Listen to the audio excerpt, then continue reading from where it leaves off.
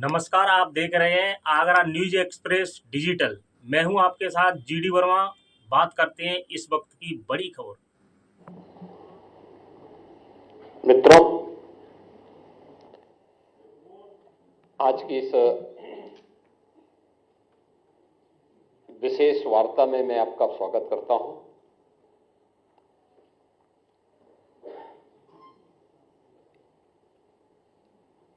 ये press meet Congress और अन्य विपक्षी दलों के द्वारा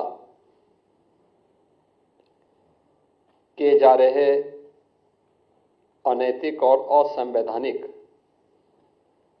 आचरण की ओर का समय समय पर इन लोगों के द्वारा किए गए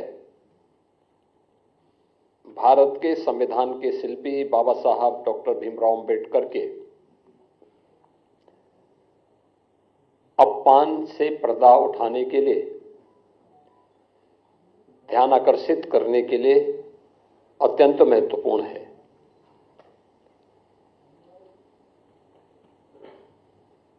हम सब जानते हैं, देश की आजादी के आंदोलन में और संविधान निर्माण के दौरान और स्वतंत्र भारत में बाबा साहब डॉक्टर भीमराव अंबेडकर का एक बड़ा योगदान था। अत्यंत महत्वपूर्ण उनकी भूमिका समय समय पर रही। वे भारत माता के एक महान सपूत थे।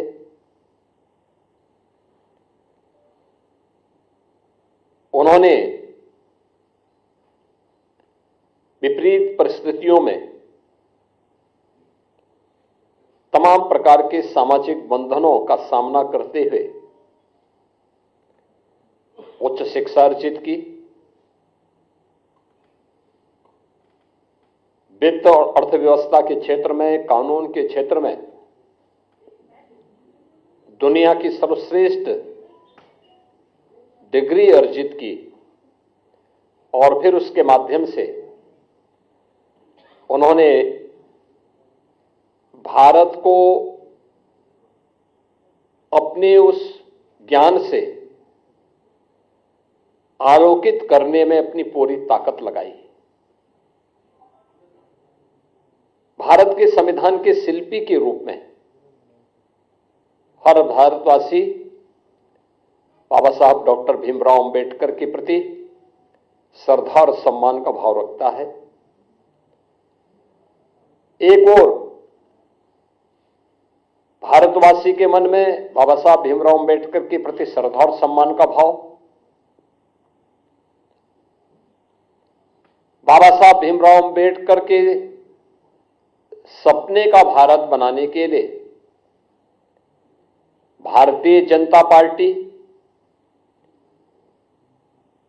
सदैव पूरी ईमानदारी और प्रतिबद्धता के साथ कार्य की है।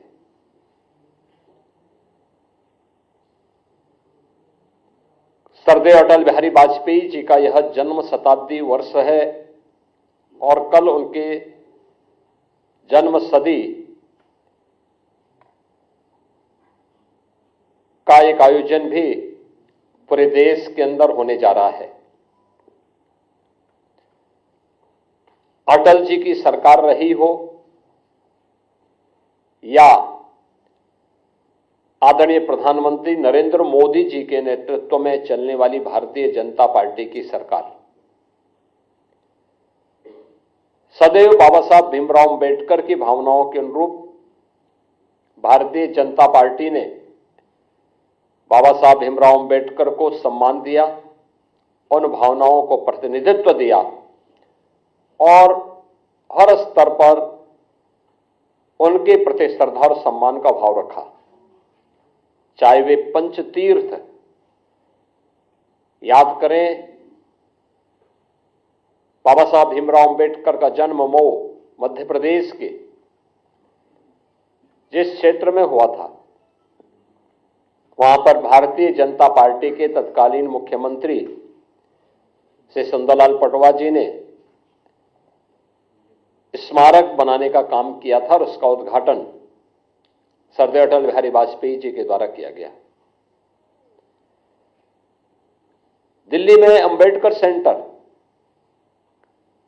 के लिए भूमि प्रदान किया था स्वर्गीय चंद्रशेखर जी ने, और वहां पर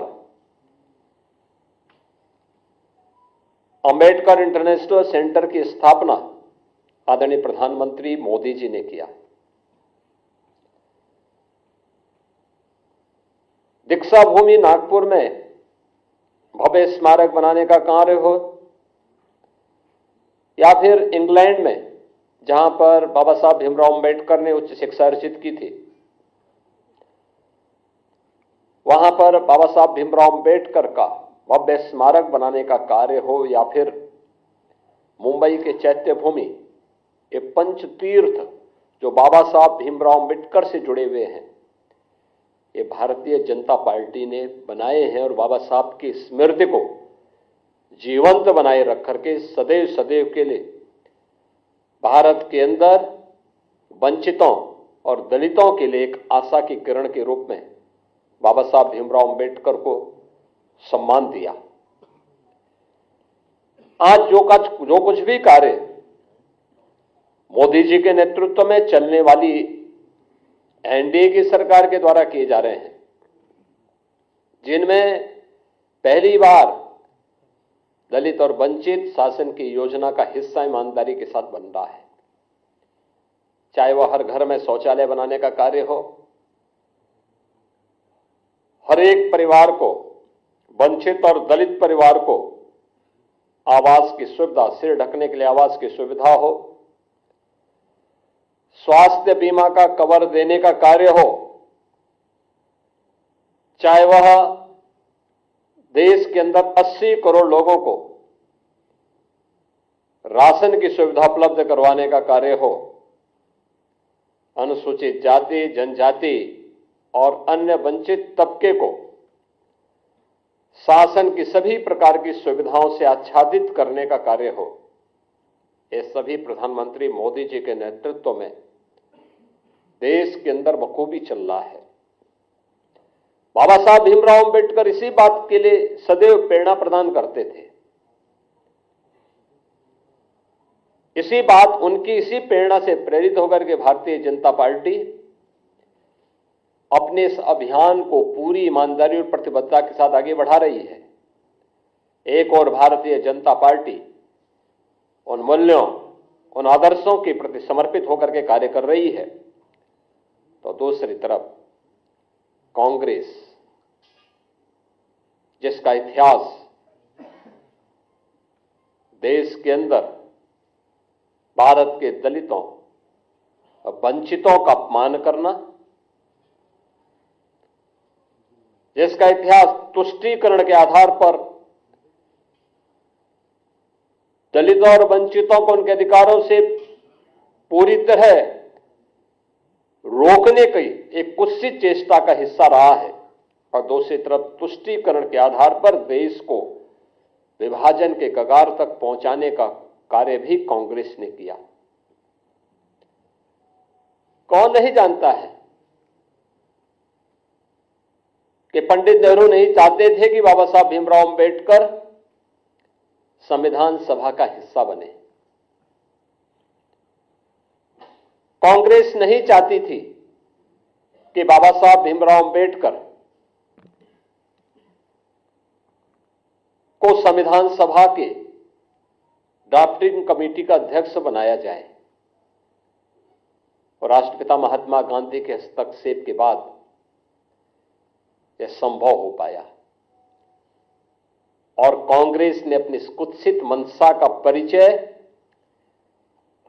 बाबा साहब भीमराव अंबेडकर के प्रति अपने विद्वेष भावना को तब परिचय दिया जब यूपीए की सरकार थी, और उस समय उन्होंने पाठ्य पुस्तकों के उस कार्टून को जिसमें बाबा साहब भीमराव अंबेडकर के चित्र को पंडित नेहरू के द्वारा कोड़े मारने के एक कार्टून के माध्यम से दिखाया था, एक कांग्रेस की कुत्सित मानसिकता को दिखाता है। बाद में जब विरोध हुआ तो तत्कालीन मानव संसाधन विकास मंत्री कपिल सिब्बल को माफी मांगनी पड़ी थी और ये पुस्तकों को वापस करना पड़ा था। कौन नहीं जानता है कि बाबा साहब भीमराव अंबेडकर को पहला आम चुनाव 1952 में मुंबई नॉर्थ से, फिर 1954 में उपचुनाव हराने का कार्य भी तो कांग्रेस ने ही किया था। यहां तक कि पंडित नेहरू बाबा साहब भीमराव अंबेडकर के विरोध में प्रचार करने के लिए गए। जब वे बाबा साहब भीमराव अंबेडकर भंडारा से चुनाव लड़ने के लिए गए महाराष्ट्र में, वहां पर भी उन्हें पराजित करवाया कांग्रेस ने। कांग्रेस कभी नहीं चाहती थी कि बाबा साहब भीमराव अंबेडकर संसद में जाएं, दलितों की आवाज बने, वंचितों की आवाज बने, और सदैव उन्हें अपमानित करने का काम करती थी। कांग्रेस लगातार, कांग्रेस की मंशा हमेशा ये रही, और कांग्रेस ने न केवल उन्हें हराया बल्कि उन्हें हराने के लिए बाबा साहब भीमराव अंबेडकर के जो अनन्य सहयोगी थे नारायण काजोलकर, उन्हें तोड़ करके उन्हें ही बाबा साहब भीमराव अंबेडकर के खिलाफ चुनाव लड़वा दिया था। और हम सब जानते हैं कि उन्हें चुनाव लड़ाने के परिणति क्या थी, बाबा साहब चुनाव हारे। और उन्हीं काजोलकर को कांग्रेस ने 1970 में पद्म पुरस्कार से भी सम्मानित किया। कांग्रेस ने बाबा साहब भीमराव अंबेडकर के महापरिनिर्वाण के बाद कहीं भी उनकी स्मारक नहीं बनने दिया। जो भारतीय जनता पार्टी ने स्वर्गीय अटल बिहारी वाजपेयी जी के समय और आज आदरणीय प्रधानमंत्री नरेंद्र मोदी जी के समय जो पंचतीर्थ बने हैं, ये भारतीय जनता पार्टी ने बनाए हैं, कांग्रेस ने नहीं। कांग्रेस ने कभी नहीं बनने दिया। बाबा साहब भीमराव अंबेडकर को कभी पद्म पुरस्कार तक नहीं देने दिया। भारत रत्न भी बाबा साहब भीमराव अंबेडकर को तब मिला जिस सरकार में भारतीय जनता पार्टी सपोर्ट कर रही थी। कांग्रेस का इतिहास इसी से आप समझ सकते हैं। जो बाबा साहब भीमराव अंबेडकर ने अपने इस्तीफे के दौर के बाद कही थी, जब उन्हें अपने पद को छोड़ने के लिए मजबूर होना पड़ा था, तो उन्होंने उस समय नेहरू सरकार पर आरोप लगाए थे। और यह परंपरा है कि कोई मंत्री अपने पद से इस्तीफा सदन के रहते हुए दे रहा है तो उसे सदन में बोलने का अवसर दिया जाता है। बाबा साहब भीमराव अंबेडकर को नहीं बोलने दिया सदन में, अपमान यहां पे भी किया गया। उनके इस्तीफे को उजागर नहीं होने दिया गया। अपने इस्तीफे में बाबा साहब अंबेडकर इस बात को कहते हैं कि कांग्रेस को वंचितों और दलितों की चिंता नहीं है, पंडित नेहरू को दलितों और वंचितों की चिंता नहीं है, इन्हें मुसलमानों की चिंता है। ये वंचितों और दलितों से ज्यादा महत्व उन्हें देते हैं, और मैं वंचित और दलितों की आवाज बनना चाहता हूं। मैंने वित्त और अर्थशास्त्र विषय से उच्च डिग्री हासिल की है, मुझे किसी संसदीय समिति में तक नहीं रखा गया है। ये पीड़ा उनकी थी, जो वंचितों और दलितों के लिए जिस आंदोलन को उन्होंने आगे बढ़ाया था, देश के अंदर जिस सामाजिक समता के निर्माण के लिए उन्होंने अपना पूरा जीवन होम किया था, उन्हें उससे वंचित करने का काम भी कांग्रेस किस रूप में कर रही थी कि बाबा साहब अंबेडकर की पीड़ा उनके इस्तीफे के माध्यम से देखने को मिलती है। और याद करिए, जब कांग्रेस नेतृत्व की ही सरकार केंद्र में थी, तब उस समय कांग्रेस यूपीए सरकार के प्रधानमंत्री भी इस बात को कहते हैं कि देश के संसाधनों पर पहला अधिकार मुसलमानों का है, या वंचितों और दलितों का नहीं है। यानी देश को कैसे लोग आपसी बंटवारे का कार्य कर रहे हैं, ये किसी से छुपा हुआ नहीं है। और जो बाबा साहब भीमराव अंबेडकर देश के दलितों और वंचितों को अपमान करने का जो एक काला अध्याय कांग्रेस का रहा है, कमोवेश वही परिपाटी समाजवादी पार्टी ने भी अपनाई है।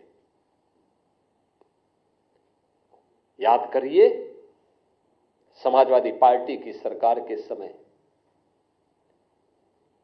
2012 में जब सरकार बनी थी, तब तत्कालीन मुख्यमंत्री ने कहा था कि सामाजिक न्याय से जुड़े हुए जो स्मारक हैं लखनऊ में बने हुए, सबको तोड़वा देंगे। यानी उन्हें सामाजिक न्याय के इन पुरोधाओं के स्मारक उन्हें अच्छे नहीं लग रहे थे, और उन्होंने अपने समय में किया भी।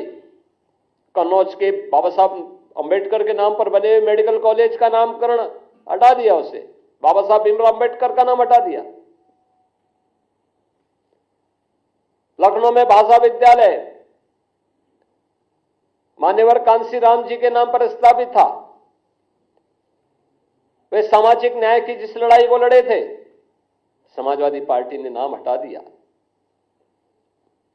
सहारनपुर मेडिकल कॉलेज के नाम हटा दिया,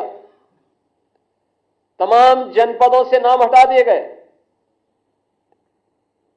ये चीजें दिखाती हैं कि लोग किस रूप में समाज को विभाजित करने के लिए राजनीति करना चाहते हैं। आदरणीय गृह मंत्री जी के बयान को आधा अधूरा मीडिया के सामने प्रस्तुत करके उसके नाम पर किस प्रकार से अपनी राजनीतिक रोटियां इनके द्वारा सेकी जा रही है, किस तरीके से समाज को गुमराह करने का कार्य किया जा रहा है। अपने किए हुए पर पर्दा डालने के लिए इनके द्वारा लगातार इस शरारत की जा रही है। इन लोगों ने अपने कालखंड के दौरान, अपने कार्यकाल के दौरान बाबा साहब भीमराव अंबेडकर सामाजिक न्याय के पुरोधाओं और महापुरुषों, दलितों और वंचितों के प्रति जो विद्वेष की भावना इन लोगों के मन में थी, ये आज भी उस प्रकार का आचरण लगातार कर रहे हैं। और यही कारण है कि जो भारतीय जनता पार्टी लगातार प्रधानमंत्री मोदी जी के नेतृत्व में दलितों और वंचितों के लिए नई नई योजनाएं ला रही है, उनके उत्थान के लिए कार्य कर रही है। जीरो पॉवर्टी के लक्ष्य को प्राप्त करने के लिए उन्हें 100% सिचुएशन के लक्ष्य की ओर बढ़ाने के लिए पूरी ईमानदारी के साथ कार्य कर रही है। इन सब के पीछे प्रेरणा बाबा साहब भीमराव अंबेडकर की है। उत्तर प्रदेश में हमारी सरकार ने स्वयं लखनऊ में बाबा साहब भीमराव अंबेडकर के नाम पर बाबा साहब अंबेडकर इंटरनेशनल सेंटर की स्थापना हम लोग कर रहे हैं। उत्तर प्रदेश के अंदर हर सरकारी कार्यालय में बाबा साहब भीमराव अंबेडकर का चित्र हमारी सरकार के समय, डबल इंजन की सरकार के समय लगे हैं।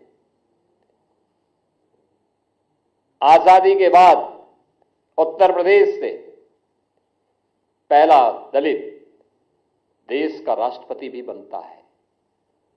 पहली बार देश के अंदर कोई महिला जनजाति समाज से जुड़ी भी एक मातृशक्ति भारत के सर्वोच्च संवैधानिक पद पर बैठती है। प्रधानमंत्री मोदी जी की प्रेरणा, उनकी लीडरशिप सबको सम्मान देने की है। गृह मंत्री जी के एक बयान को संसद में, वह भी संविधान दिवस के अवसर पर, और संविधान दिवस का यह आयोजन भी 26 नवंबर की तिथि को संविधान दिवस के रूप में पूरा देश आयोजित करके बाबा साहब भीमराव अंबेडकर के प्रति अपनी श्रद्धा और सम्मान का भाव व्यक्त करेगा। यह प्रेरणा प्रधानमंत्री मोदी जी की है। लगातार 2015 से संविधान दिवस के कार्यक्रम के साथ पूरा देश जुड़ता है। केवल मूल अधिकारों की ही नहीं, कर्तव्यों के बारे में भी जो प्रेरणा बाबा साहब भीमराव अंबेडकर की है, उससे पूरे प्रदेश को, पूरे देश को जोड़ने का कार्य प्रधानमंत्री मोदी जी का प्रयास कि बाबा साहब भीमराव अंबेडकर को सम्मान प्राप्त हो, हर स्तर पर सम्मान मिले। और संसद पर जब इन कार्यों को लेकर के संविधान सभा को संविधान दिवस को लेकर के चल रही चर्चा का जवाब देते हुए आदरणीय गृह मंत्री जी ने अपना भाषण कर रहे थे। उनके भाषण के छोटे से अंश को लेकर के कैसे कांग्रेस, समाजवादी पार्टी इनके द्वारा एक वितंडावाद पैदा करने का प्रयास हुआ, कैसे इनके द्वारा गफलत पैदा और गलतफहमी पैदा करने का प्रयास हुआ। कांग्रेस हो या समाजवादी पार्टी, इनका यह आचरण उनकी विद्वेष भावना को प्रदर्शित करता है।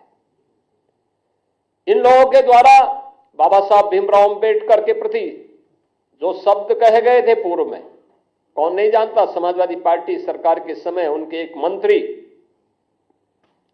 जो सुपर सीएम के रूप में काम करते थे प्रदेश में, उनके वो वक्तव्य जो बाबा साहब भीमराव अंबेडकर के प्रति उन्होंने किए थे, कौन नहीं जानता है। ये सभी, यही उनका वास्तविक आचरण था। और हम तो कांग्रेस के नेता राहुल जी से कहेंगे, देश की संसद में, संसद परिसर में सांसदों पर हमला हो, यह दृश्य भी देश ने देखा है। क्या यह आचरण उनका संवैधानिक माना जाएगा? क्या कांग्रेस पार्टी का यह आचरण संवैधानिक माना जाएगा? भारतीय जनता पार्टी के दो सांसद चोटिल होते हैं।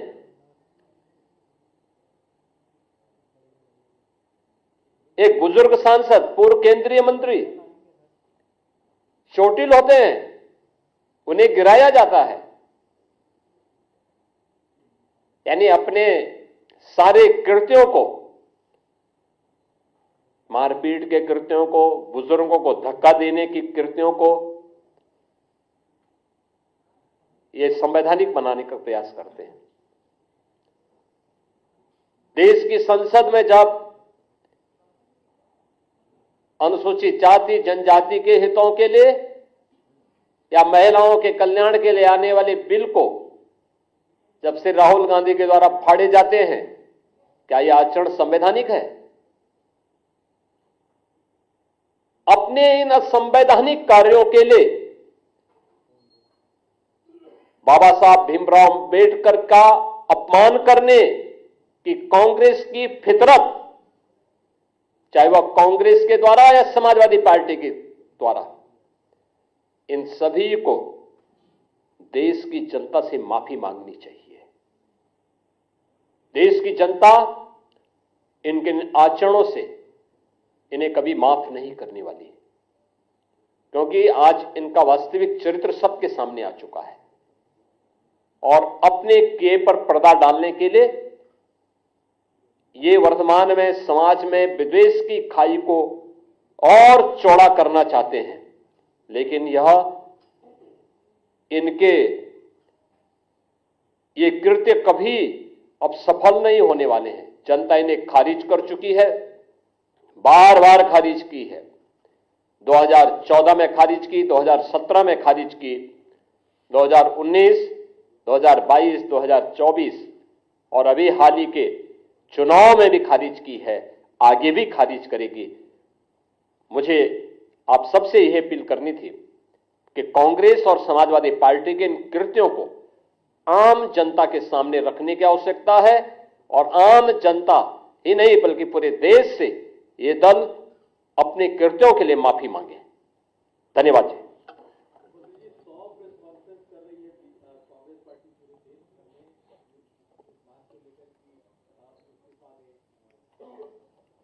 हम यही तो कह रहे हैं कि कांग्रेस को अपने इन आचरणों पर भी बोलना चाहिए, कांग्रेस के इस आचरण पर भी बात की जानी चाहिए।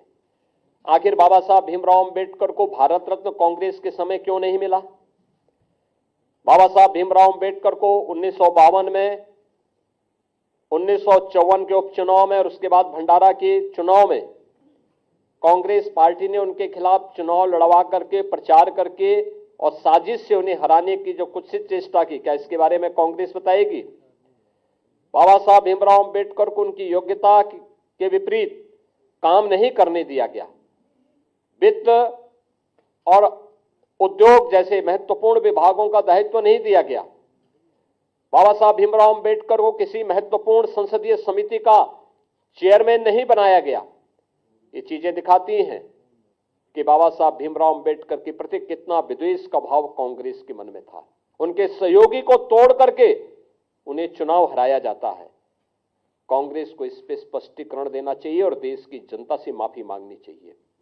बाबा साहब भीमराव अंबेडकर का कोई भी स्मारक कांग्रेस ने अपने कालखंड में सर्वाधिक समय तक देश के अंदर, कांग्रेस की सरकार थी, भारत के संविधान के महानायक का, इस महान शिल्पी का स्मारक, चाहे उनकी जन्मभूमि में हो,